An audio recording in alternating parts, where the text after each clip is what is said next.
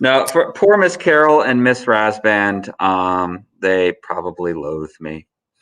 All right, so we left off with this quote talking about the. Mariah just shakes her head yes. Oh my goodness! Wow, Mariah, breaking my heart. I thought she was on Team Kenny. Now I know she's on Team Break Mr. Kenny's heart. Wow. Okay, so on that note, as I cry, um, we get to Marathon. Because remember, Darius wanted revenge. Every time Kate was about to bite into her cheeseburger, which she wouldn't even like because she doesn't like cheese, her servant said, "Remember the Athenians." And he does. It takes him 9 years to do it because remember, back then everything was real slow because, you didn't have email, didn't have texting, and, didn't have cars. So he sends 600 ships loaded with soldiers to invade Greece because he wants to get his revenge. Now, this is normally, I'd be like writing on the board and like doing all these battles because I totally nerd out at battles. Okay. I get excited about these ancient battles. And if you do too, that's awesome. It's going to be very hard for me not to do it. I normally like would be pulling students up and be like, oh, this is how to do it and do it. But alas, I can't do it like this. It makes me sad. Now, here's the thing. The Athenians find out this huge, entire, scary Persian army is coming to go kick their behinds. So Athens goes to the other Greek city-states and says, hey, so we kind of helped start a revolt, and now they want their revenge on us. Can you help? And all of the other Greek city-states are like, Persia's going to kill you guys. No, we're not getting involved. Sparta said, yes, we will come and we will help after our festival is over, because the Spartans, they were in the middle of this religious festival, and they kind of like, if they got the gods mad, then that probably would not work out very well for them in battle. Said, we promise we'll come once it is done. Caleb, did you have something, sir, or was that an accident? No, sorry, I just accidentally. No problem. No problem. All right. So let's look at the two different armies that we have coming. We have the Persians in this corner, over 20,000 soldiers. We don't know the exact number, but it was a lot. And that Persian army had chariots. If you don't know what a chariot is, imagine a couple horses pulling Mariah on a cart, a chariot. Now, that's scary enough. But Mariah in the back of that is like either shooting bows and arrows, making you look like a pincushion. Might have, Divine there with a spear, making you look like Swiss cheese. I mean, or Alicia, the driver, she just might run over you and trample you to death. So, I mean, these were dangerous. These are like the equivalent of a helicopter today, because the helicopter swoops in, kicks a lot of hiney, and then flies away. Chariots, same thing. They come in, mess people up, and then leave. Archers, which you should all know what an archer is. You have your bow, you have your arrow, you go up, and then all of a sudden Gus, looks like a pincushion. Poor guy. I like him too. And then they had foot soldiers. Now, the Persian foot soldiers were light infantry. And that means they didn't have a lot of armor. Basically, they're wearing their clothes and they have a wicker shield and a spear. And you might be like, Mr. Kenny, what is wicker? Well, you've probably all seen wicker stuff. So if we go over here, we look, wicker baskets. So imagine you're going to war and your shield is made of this thing that your mom uses to put laundry in. Okay? That doesn't bode a lot of confidence, right? But it's light. So you see, you're able to move around very quickly. You're able to be safe. So, because you're moving. So that was the whole idea. They have a ton of soldiers. They're fast, they're quick, they're agile, and they are going to mess you up if they're in a big open area. Then we have the Greeks. The Greeks have less than 10,000 soldiers. So the Persians have more than double the number. Okay? They have no horses, no chariots, no archers. They only have foot soldiers. Okay? So they only have infantry. But you see, the Greeks were hoplites. They fought way differently. So if we go back, once again, Persian shields were made of this stuff. Here is the Greek hoplite. I mean, so we see we've got a bronze cuirass. Sometimes it would be leather or mylar, they would call it, because they would be like weaved with cloth and leather and stuff like that. They would go have shin guards. They would have a metal helmet. Their shield would be mostly made of wood, but it would have a coat of bronze over top of it. So this is a little stronger than wicker, yeah? And then, of course, the long spear. Sometimes they'd have a sword, the Xiphos. It's like double-bladed. It's kind of like don't worry about it. Anyways, so sometimes they'd have that too. And so these are much heavier soldiers, much like well defended. And so this is going to be what it comes down to, though. It's the situation where they know that if the Persians are able to get out onto the field, the Greeks are in trouble. So the Greeks say, we have to fight them as soon as they're getting off of their ships, or we have no chance of winning. So they meet them at the plains of Marathon. And the red is the Persian forces. And yes, you're absolutely right, Danielle. And the blue is the Greek.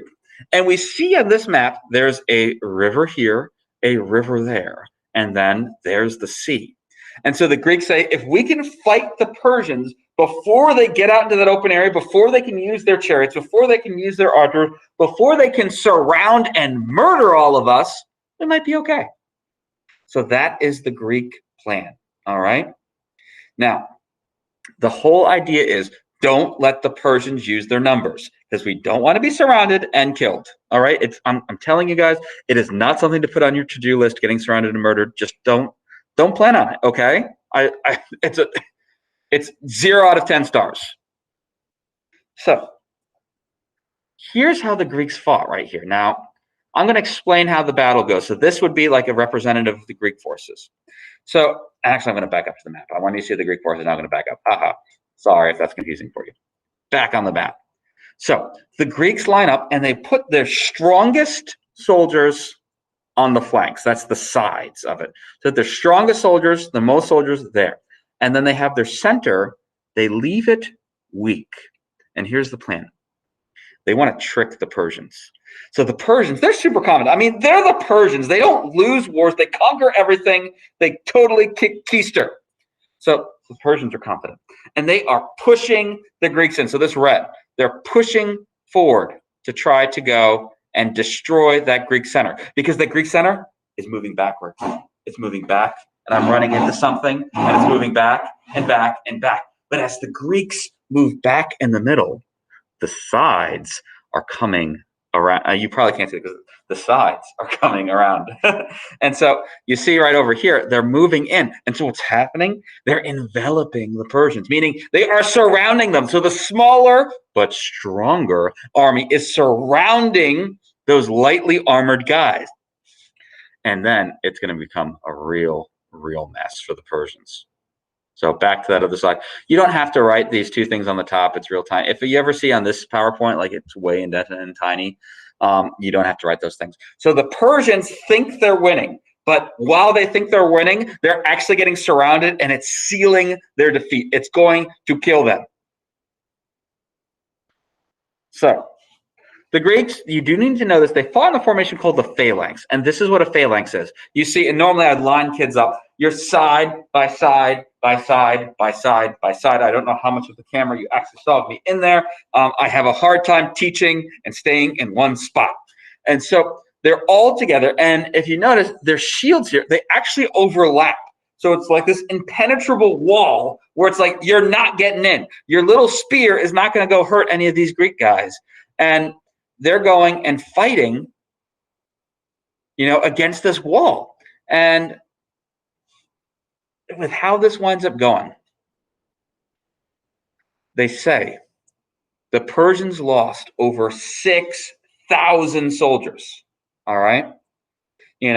Because they couldn't use their numbers. Because remember, only the front two lines are going to fight. This guy Samuel in the back here, he's completely safe. His job is just to keep pushing forward so that the line keeps moving. So, the Persians, they're stuck together like that too. And remember, they don't have any armor, so they're getting sliced and diced. And eventually the Persians just start running. And that's where it's supposed to get really crazy. This is what this picture, the Greeks follow them. So as soon as they start running, and this is where most of the people get hurt in ancient battles, because when you're back to you, it's really easy to put a sword into you or a spear. And there's stories of the Persians trying to climb back up onto their ships and Greeks taking axes and chopping their hands off so they fall in the water. It's crazy. So Athenians only lose, they say, 192 soldiers. So they kill over 6,000 Persians, 6,400 they say for Herodotus, and lose 192. And like I said, the Spartans, they weren't kidding when they said, yeah, we'll be here after our religious festival is over. They show up the next day, they're like, hey, so where's the battle? And then the Athenians are like, well, we won. And I'm like, what? You won all by yourselves? And the Spartans are like, yeah, we won all by ourselves. So Athens is feeling super good about themselves because look at this. Little city-state Athens beat the largest empire in the world. I mean, you'd feel good if you had that kind of thing, right? So, oops, there you go. Here's why this is a big deal. First off, it teaches the Greeks, hey, we can actually beat the Persians, because at first they thought the Persians were invincible. Nothing could possibly stop them because no one had stopped them. And one of the things, too, that these wars are talked about an awful lot with is it's believed to be a victory for democracy. So you see, our government takes after the Greeks. We have a democratic republic.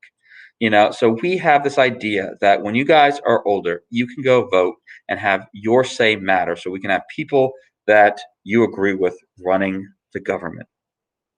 Now, Persia was a monarchy.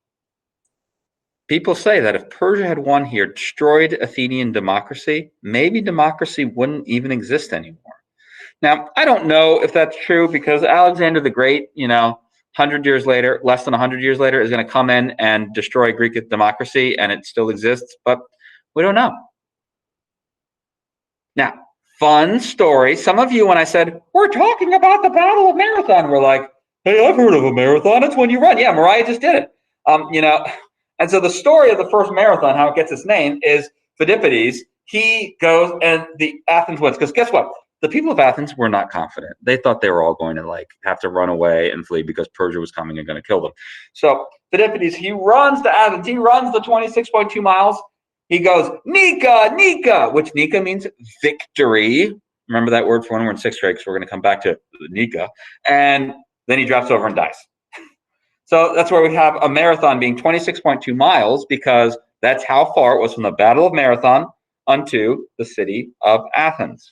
My mom, she used to love running marathons, and she'd run these things called centuries, which were like 100-mile races, just craziness. And she was like, oh, you should go run a marathon with me. And I was like, the first person ever ran a marathon died, so no thank you, doesn't sound healthy. That's what I would always tell her. I'm not a good runner. Did she just say, I know? How do you know? You never see me run, kid. Unbelievable. I know because I just can't imagine you running. Well, if you're coming in my door, just kidding. I'm just kidding. Wow, man, she's queen of the Break Mr. Kenny's Heart Club. All right, so Athens is victorious, and all of the Greeks are celebrating. They're like, Athens, you're so awesome. You saved us against Persia, even though it was kind of your fault that Persia was mad at us. But yeah, this rock, Persia's never going to come back. They're not going to fight us again. It's going to be great. Now, we know that this is not true because we didn't say the Persian battle, the Greco-Persian battle. It's the Greco-Persian wars. So we know they're going to come back. And so we have a little side story here. A little, oh gosh, the Japanese word just escaped my mind. Darn, now I'm embarrassed. Anyways, I can't remember. I apologize. I was about to be cool and throw some Japanese out, and then I totally looked lame. More ammunition for Mariah. But the Athenians had a new colony, and this colony had a new silver mine. And because Athens was a direct democracy, Cypria goes, hey, we've got the silver mine. We're all rich. We could give each Athenian family $10,000. Now, they didn't use dollars, and then 10,000 wasn't the exact number. It was dinar. But it was like a ton of money.